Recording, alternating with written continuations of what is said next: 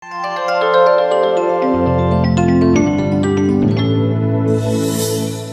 నమస్తే, welcome to Myra media. నేను మీ కేవీఆర్. ఆంధ్రప్రదేశ్ ఎన్నికలు దగ్గర పడుతున్న కొద్దీ ప్రీపోల్ సర్వేల అంచనాలు ఒక్కొక్కటిగా వెలుగు చూస్తున్నాయి. ఇందులో భాగంగా ఇప్పటికే మెజారిటీ సర్వేలన్నీ కూడా ఆంధ్రాలో వైసీపీదే మళ్ళీ ప్రభంజనం. వైఎస్ జగన్మోహన్ రెడ్డి మరొకసారి ముఖ్యమంత్రి అవుతారని చెప్పి ఇప్పటికే మెజారిటీ సర్వేలు ఒకటి రెండు ఆక్పాక్ సర్వేలు తప్పిస్తే, అంటే ప్రైజు సి ఓటర్ లాంటి ఒకటి రెండు దిక్మాల టీడీపీ భజన చేసే సర్వేలు తప్పిస్తే మినహాయిస్తే మిగతా అన్నీ కూడా అంటే ఎంతో కొంత క్రెడిబిలిటీ ఉన్న విశ్వసనీయత ఉన్న సర్వే సంస్థలన్నీ కూడా వైసీపీదే అధికారం అని చెప్పి గంటాపదంగా చెప్తున్నాయి. ఇలాంటి తరుణంలో పొలిటికల్ స్ట్రాటజిస్టు ప్రశాంత్ కిషోర్ టీడీపీకి 50 లోపు సీట్లు మాత్రమే వస్తాయని చెప్పి బాంబు పేల్చాడు. ఇది ఇప్పుడు సోషల్ మీడియాలో విపరీతంగా ట్రోల్ అవుతున్నది. ఇందులో 50 కాదు, గతంలో అంటే డిసెంబర్కు ముందున్న పరిస్థితులు, అంటే చంద్రబాబు నాయుడు జైలుకి వెళ్ళొచ్చిన తర్వాత, అంటే చంద్రబాబు నాయుడు జైలుకి వెళ్ళిన తరుణంలో 5 సీట్ల మించి రావు అని చెప్పి ఆయన ఒక సీక్రెట్ సర్వే ద్వారా చేసి టీడీపీకి పంపిస్తే అందులో నిజమేంత అని తెలుసుకునేందుకే మొన్న రీసెంట్గా నెల రోజుల క్రితం నారా లోకేష్ శంషాబాద్ ఎయిర్పోర్ట్కి వెళ్ళి ఆయనను సాదరంగా ఆహ్వానం పలికి తీసుకెళ్ళి చంద్రబాబుతో కూర్చోబెట్టుకొని ఒక డీప్ డిస్కషన్ జరిగిందనమాట. దాని మీద కూడా ఈ పచ్చ మీడియా పచ్చమంద అంతా ఏం చేసిర్రు, చంద్రబాబు నాయుడు వెనకాల ప్రశాంత్ కిషోర్ నిలవబోతున్నాడు, ఇంకా ఆయన పొలిటికల్ స్ట్రాటజీలకు ఇంకా జగన్కు బెంబేలెత్తిపోతుంది అది అని చెప్పి ఇంకేవో రాతలు రాసుకొచ్చారు. కానీ నిజానికి ఆయన ఒక ప్రెస్ మీట్లో ఏం చెప్పిండంటే, జస్ట్ అంటే చంద్రబాబు తనకు పాత మిత్రుడే, ఆయన పదే పదే కోరడం వల్ల ఒక వ్యక్తి ద్వారా పదే పదే రిక్వెస్ట్లు పెట్టడం ద్వారా తప్పనిసరి పరిస్థితుల్లో వెళ్ళి కలవాల్సి వచ్చిందని చెప్పి ఆయన వివరణ ఇచ్చిందనమాట. దాంతో టీడీపీకి ఫ్యూజ్లు ఎగిరినాయి. ఇప్పుడు తాజాగా 50 లోపే సీట్లు అని చెప్పడంతోన మరొకసారి టీడీపీ క్యాంపు డంగైపోయిందనమాట. వాస్తవానికి గత నెల 15 రోజులుగా వస్తున్న సర్వేలన్నీ ఏం చెప్తున్నాయంటే, opinion polls of Andhra Pradesh in recent times, India TV CNX YSRCP, times now ETG YSRCP, Lok pole YSRCP, political critic YSRCP, Janmat poles YSRCP, Deccan 24/7 YSRCP, times now Navabharat YSRCP, elections YSRCP, first step solution YSRCP, India Analytica YSRCP, pole strategy group YSRCP, Partha Das YSRCP, time now మాట్రిజ్ YSRCP, India today C voter TDP అని చెప్పి రీసెంట్గా వచ్చింది. దీని మీద పెద్ద ఎత్తున అంటే TDP camp నుంచి పోయిన జస్ట్ డిజిట్స్ మార్చి పంపించిన దాన్ని ఇట్లా రాంగ్ రూట్లో పబ్లిష్ చేసుకున్నారని చెప్పి దాని మీద పెద్ద ఎత్తున ట్రోల్స్ అయింది. ఈ సి ఓటర్ను వదిలేసేయండి, అదేంటంటే చంద్రబాబు క్యాంపులో జరిగే, చంద్రబాబు కరకట్ట కొంపలో జరిగే వ్యవహారం అనమాట. సో మెజారిటీ సర్వేలన్నీ వైఎస్ఆర్సీపీ అధికారంలోకి వస్తుందని ఖచ్చితంగా, అంటే గతంతో పోలిస్తే అంతటి ప్రభంజనం లేకపోయినా 150కి పైగా సీట్లు రాకపోయినా వైఎస్ జగన్మోహన్ రెడ్డి స్లోగన్ ఇస్తున్నట్టుగా 175కు 175 కాకపోయినా సీట్లు తగ్గొచ్చేమో కానీ 120 నుంచి 140 మధ్య వస్తాయని చెప్పి ఈ సర్వేలన్నీ సగటున అంచనా వేసిన తీరనమాట. అట్లీస్ట్ 110 లోపైన లిమిట్ అవుతుంది. ఖచ్చితంగా వైఎస్ఆర్సీపీదే మళ్ళా అధికారం. ఈ లెక్కన టీడీపీకి 50 సీట్లకు మించి రావని, టీడీపీ జనసేన కూటమికి 50 సీట్లకు మించి రావని చెప్పి చాలా సర్వే సంస్థలు అంచనా వేస్తున్నాయన్నమాట.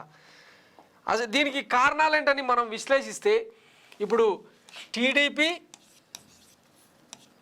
బీజేపీ, జనసేన 3 పార్టీల పొత్తుతో బీజేపీ ఓట్లు టీడీపీకి షిఫ్ట్ అయ్యే అవకాశం లేదు. ఎంతసేపు ఉన్న బీజేపీ ఓట్లు జనసేనకు మాత్రమే పడే అవకాశం ఉంది. చాలా చోట్ల అంటే జనసేన జెండాను 10 ఏళ్ళుగా మోస్తున్న కార్యకర్తలు ఎవరు కూడా వీళ్లకు టికెట్లు దక్కితే తప్ప మిగతా చోట్ల టీడీపీకి ఓటేసే పరిస్థితి లేదని అక్కడ గ్రౌండ్ రియాలిటీ. సో ఈ 3 పార్టీల పొత్తుతో నిజంగా దెబ్బతింటున్నది ఎవరంటే చంద్రబాబు నాయుడు, టీడీపీ. దీనికి తోడు మొన్న ఢిల్లీలో వెళ్ళి కలిసిన తర్వాత బీజేపీకి ప్రతి 7 సెగ్మెంట్లు ఉన్న పార్లమెంటు సీట్ల పరిధిలో టీడీపీకి 4, బీజేపీకి 1, జనసేనకు 2 సీట్ల చొప్పున కేటాయించాల్సిందే అని చెప్పి బీజేపీ పెట్టిన కండిషన్. ఈ లెక్కన 100 సీట్లలో టీడీపీ పోటీ చేస్తుంది, 25 సీట్లలో బీజేపీ పోటీ చేస్తుంది, జనసేన 50 సీట్లలో పోటీ చేస్తుంది. ఇక టీడీపీకి వచ్చే స్థానాలు ఎన్ని 100 సీట్లలో? వాస్తవానికి వాళ్ళ 36% ఓటు బ్యాంకు చెక్కు చెదరలేదని అనుకుందాం. జగన్ చేస్తున్న సంక్షేమం గత ఎన్నికల్లో 50.9% అంటే ఇంచుమించు 51% ఓట్లున్న దగ్గర ఒక 2% 3% తగ్గినా కూడా నికరంగా 48% ఓటు పర్సెంట్తో వైఎస్ జగన్మోహన్ రెడ్డి ఖచ్చితంగా 125 సీట్లకు మించి సాధిస్తారని చెప్పి ప్రతి పోల్ సర్వే అంచనా ఇస్తుంది. ఈ వ్యతిరేకత అంతా కూడా ఎక్కడ అంటే ఓన్లీ సోషల్ మీడియా డిజిటల్ ప్లాట్ఫామ్స్లో ఈ దిక్కుమాలిన పచ్చపత్రికల్లో మాత్రమే వస్తుంది తప్ప నిజంగా సంక్షేమం జరగలేదా, అభివృద్ధి జరగలేదా అంటే వీళ్ళకి ఆన్సర్ లేదు. పోనీ ఎట్లా అధికారంలోకి వస్తారంటే చెప్పడానికి వాళ్ళ దగ్గర సమాధానం లేదు. ఈ పరిణామాల మధ్య ప్రశాంత్ కిషోర్ లాంటి వాళ్ళు ఏమైనా చెప్తే వాళ్ళ మీద ట్రోలింగ్ చేయడం, ఇక వాళ్ళ బిహైండ్ చరిత్రను తీసుకోవడం, వాళ్ళు ఎవరెవరితో కలిసిర్రు, లేడీస్తో ఏమైనా ఉంటే రంగు అంటగట్టడం, ఇట్లాంటి కార్యక్రమాలకు దిగుతుంటుంది అనమాట ఈ టీడీపీ క్యాంపు. సో ఇది ఒక దిక్కుమాల పార్టీ. నిన్న వ్యూహంలో చూస్తాం కదా, పాము ముంగీస వాటికి ఎమోషన్స్ ఉండవు, ఎందుకంటే పెద్దగా కళ్ళు కనపడవు కాబట్టి ఎదుట ఏదున్నా సరే కరిచేస్తాయి అని చెప్పి. కాకపోతే జంతువుల్లో ఇంకొక 3వ రకం జంతువు చంద్రబాబు నాయుడు అని చెప్పి ఒక డైలాగ్ ఉంటుంది అనమాట. అద్భుతం అది. సేమ్ అంటే ఇంత దిక్కుమాలిన రాజకీయ వ్యవస్థకు కారణం ఎవరు అంటే దేశంలో చంద్రబాబు నాయుడు అని చాలామంది రాజకీయ విశ్లేషకులు గతంలో చెప్పారు. వాటికి సంబంధించి సోషల్ మీడియాలో యూట్యూబ్లో గిగాబైట్ల కొద్దీ రెఫరెన్స్లు కూడా ఉన్నాయి, కావాలంటే చెక్ చేసుకోండి. ఓటుకు నోటు ఇవ్వడం, సారాయి పంచడం, తర్వాత ఎన్నికల్లో రకరకాల దొంగ ఓట్లకు, ఓటింగ్ ట్యాంపరింగ్కు, ఇట్లాంటి సకల దరిద్రాలకు, దిక్కుమాల అన్నింటికీ దగులుబాజీ శాస్త్రాలకు కేర్ ఆఫ్ చంద్రబాబు నాయుడే అంటుంటారు అనమాట. సో ఈ లెక్కన ఈసారి కనుక ఈయన ఓడిపోతే ఇక శంకర్గిరి మానేలే లాస్ట్, అంటే డూ ఆర్ డై అనమాట. ఇది చివరి ఎన్నిక చంద్రబాబు. అందుకే సర్వశక్తులు ఒడ్డుతున్నాడు అని చెప్పి పచ్చపత్రికలు విపరీతంగా బాగాలుతున్నాయి. కానీ అక్కడ ఏం ఊదుగాలేటట్లేదు, పీర్లేసేటట్లేదు.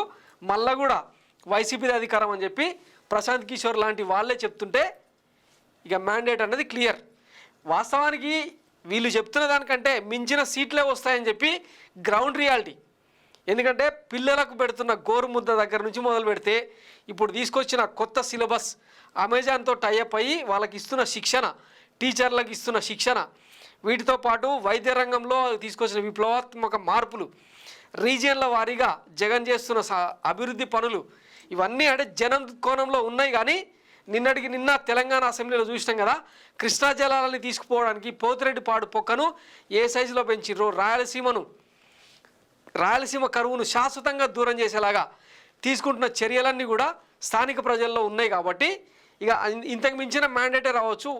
వై నాట్ 175 అంటున్నారు కదా, ఆ దగ్గరకు వచ్చినా కూడా ఆశ్చర్యపోనక్కర్లేదని మెజారిటీ రాజకీయ విశ్లేషకులు చెప్తున్న మాట. సో ఇక దీన్ని నమ్ముతారా నమ్మరా అన్నది యువర్ చాయిస్. పచ్చ బ్యాచ్కి చెప్తున్నాను అనమాట. ఇది Myra media exclusive report. Thanks for watching Myra media. నేను మీ కేవీఆర్.